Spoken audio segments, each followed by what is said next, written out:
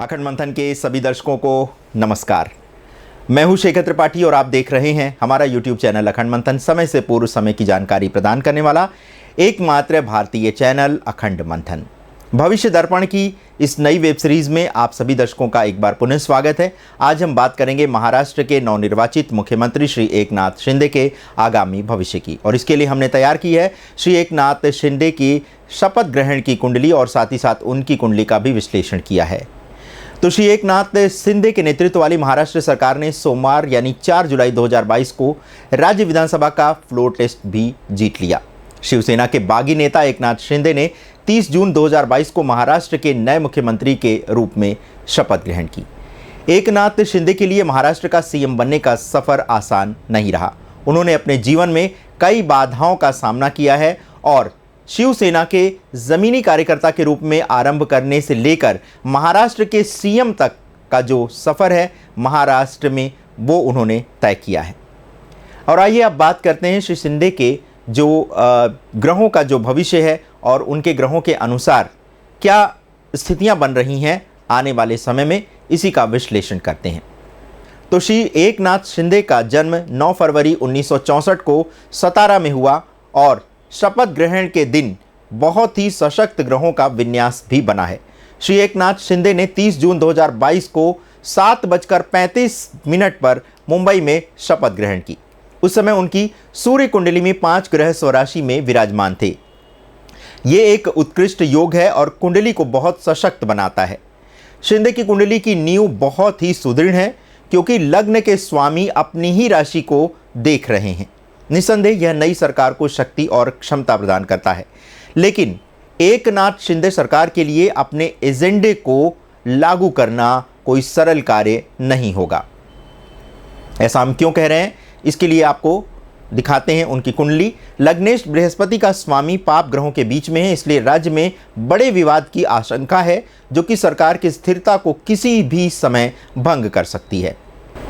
इसके साथ ही श्री शिंदे के लगन भाव के स्वामी बृहस्पति और सप्तम भाव के स्वामी बुध एक दूसरे को 3-11 की स्थिति में देख रहे हैं, जो कि गठबंधन सरकार के लिए अच्छा है।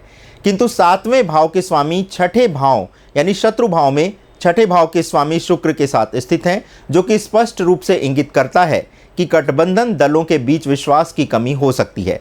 ऐसे में एकनाथ शिंदे के लिए सरकार को सुचारू रूप से चलाना एक बड़ा कार्य होगा। साथ ही साथ पंचम भाव में मंगल राहु की युति यह भी इंगित करती है कि श्री एकनाथ शिंदे को आरंभ से ही कई विवादों और कानूनी मुद्दों का सामना करना पड़ सकता है। इसी के साथ अष्टम भाव का स्वामी चंद्रमा अपने ही घर में विराजमान है और वर्गोत्तम भी है। इससे यह पता चलता है कि सरकार कई संवेदनशील और चुनौतीपूर्ण चरणों में भी सुदृढ़ता के साथ खड़ी रह सकती है, लेकिन एकनाथ शिंदे सरकार को आरंभ में यानी कि आरंभ के कुछ महीनों में कुछ समस्याओं का सामना करना पड़ सकता है। इसके बाद 12 अक्टूबर 2022 और 2 जनवरी 2023 के बीच की अवधि, 14 अप्रैल से लेकर के 4 जून 2023 तक की अवधि सरकार के लिए बेहद विवादास्पद और निर्णायक हो सकती है। यानी 2 अवधि है, एक है 12 अक्टूबर से 2 जनवरी के बीच और दूसरी है 4 जून और दूसरी है 14 अप्रैल से लेकर के 4 जून 2023 तक। ये जो अवधि है, 2 अवधि है, ये महाराष्ट्र सरकार के लिए विवादास्पद हो सकती है और कुछ मामलों में निर्णायक भी हो सकती है। ऐसे में श्री देवेंद्र नाथ जो पूर्व महाराष्ट्र के मुख्यमंत्री रहे हैं और एकनाथ शिंदे, ये दोनों जो गठबंधन दल हैं, इनकी जो सरकार रहेगी उसका जो पहला वर्ष रहेगा वो बहुत उतार चढ़ाव वाला रहेगा। और इसी के साथ अगर हम शपथ ग्रहण समारोह के कुंडली का विश्लेषण करते हैं तो उसमें जो ग्रहों का समायोजन है वो ये इंगित करता है कि सरकार के पास अपना शेष कार्यकाल पूरा करने का पर्याप्त समय रहेगा और ग्रहों का भी पूर्ण समर्थन रहेगा। किंतु मीन राशि में राहु का गोचर महाराष्ट्र में समय से बहुत पहले विधानसभा चुनाव करा सकता है। जी हाँ, महाराष्ट्र में अगले विधानसभा चुनाव की संभावना नवंबर 2023 और अप्रैल 2024 के बीच बन रही है। तो दर्शकों, ये था महाराष्ट्र के नवनिर्वाचित शिवसेना के मुख्यमंत्री श्री एकनाथ शिंदे और उनकी सरकार का आगामी भविष्य का विश्लेषण। आपको हमारा ये कार्यक्रम कैसा लगा? आप अपनी राय हमारे व्हाट्सएप नंबर 7905414965 पर दे सकते हैं।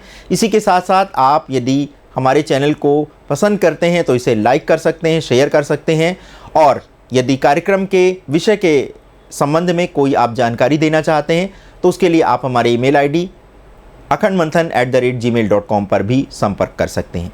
दर्शकों, आपके उत्साह के कारण ही हम इस चैनल को 6 वर्ष की एक लंबी यात्रा पर ले आए हैं और आशा करते हैं कि आपका सहयोग पूर्ववत बना रहेगा। अपना बहुमूल्य समय हमें प्रदान करने के लिए आप सभी दर्शकों का हृदय से आभार। नमस्कार।